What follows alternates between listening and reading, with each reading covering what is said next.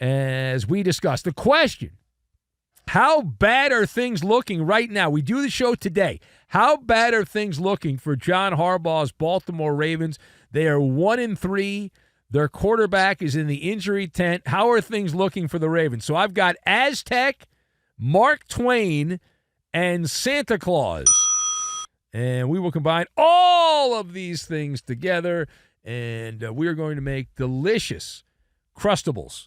The grape Crustables, that's what we're going to make there. Just absolutely great. So, number one. I said number one. Yes, number one. So, all right. Now, on the patented Maller scale of panic, which Homeless Mike in Tempe knows is the number one way to approach when a team is having problems here. So, on the patented Maller scale of panic, 1 to 10, with 10 being getting a message on your phone that this is not a warning. There are ballistic missiles coming inbound. Remember when they accidentally did that in Hawaii a few years back? Yeah.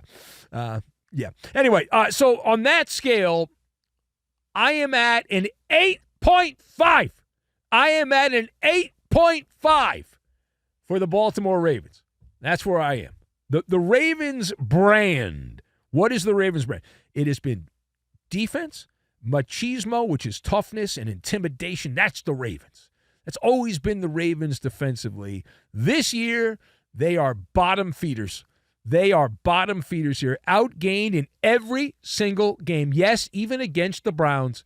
Outgained in every single game this season. They're 32nd in total defense, which I'm told is not good.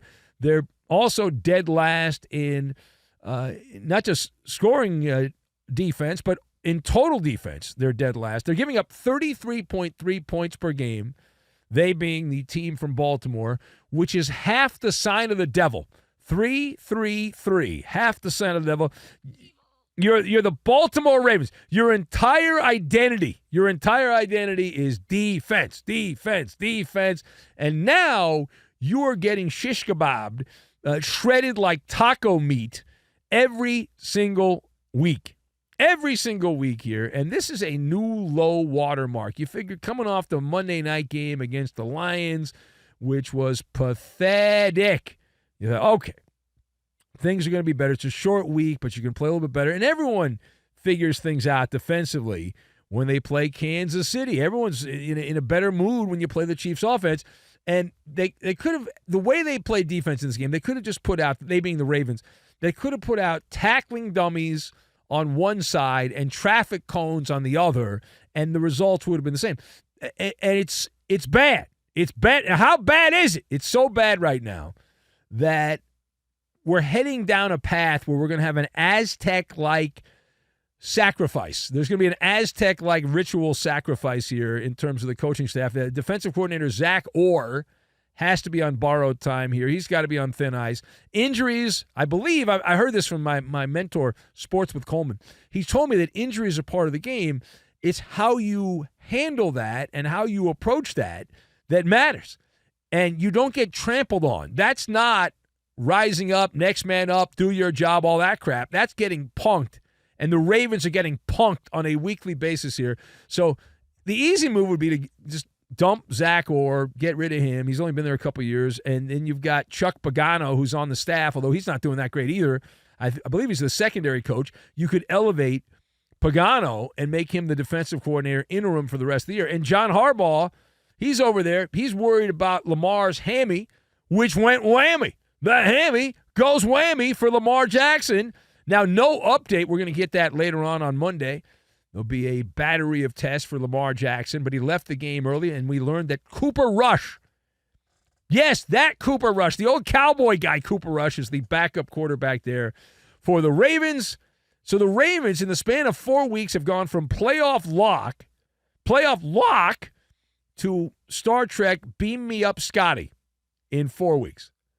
And they're not only banged up here at this particular point, they're cursed. You've got Ronnie Stanley, Roquan Smith, Marlon Humphrey, somebody named Nate Wiggins, and Lamar Jackson himself. All of those players hobbling off the field like they were extras in Saving Private Ryan there in that particular game. And you look at the secondary, and they blow. It's like a pirate. There she blows. That's the Ravens secondary here.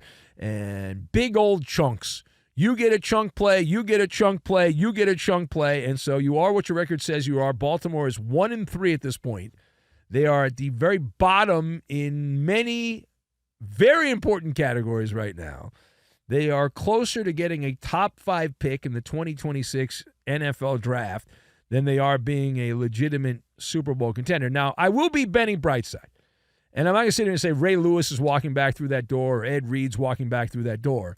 But if you look at what has happened in the division, the reason I'm at 8.5 right now, but if you look at the big picture here, you look at the Browns, same old sorry-ass Browns, they suck. They're just terrible. The Bengals, who play on Monday night, they don't have Joe Burrow. He's out for the year.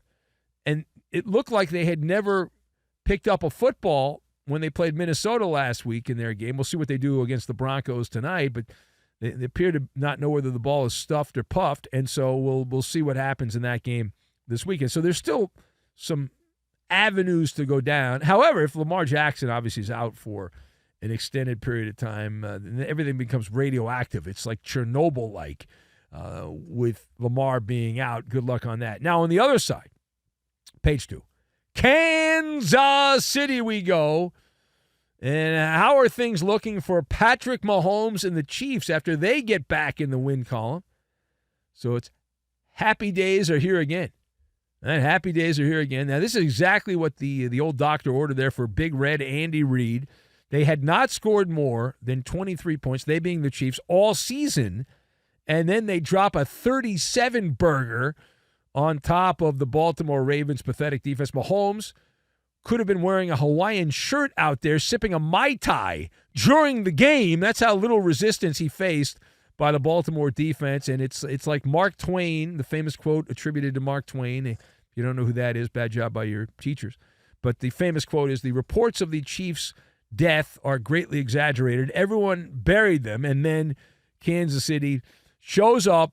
They had the oxygen, they had the defibrillator ready to go there. They zapped some life back into their season with that win over the Ravens. And all those think pieces, the endless think pieces, the dynasty is over. Down goes Kansas City. Not so fast, my friend. Not so fast. Not yet. As the Kansas City able to get their mojo back, at least for a day. And they were surgical in this game. 7 scoring drives out of 9. 7 out of 9 scoring drives. And they had 1 punt, only one, and missed a long field goal. That's it. That's like Tiger Woods in his prime. 7 of 9, and par or better on every hole. Par or better on every hole for the team from Kansas City. And the little things, 4 of 4 on 4th down. My computer-like brain tells me that's 100%, which I'm told is good. And it's not like trust the process. It's not that.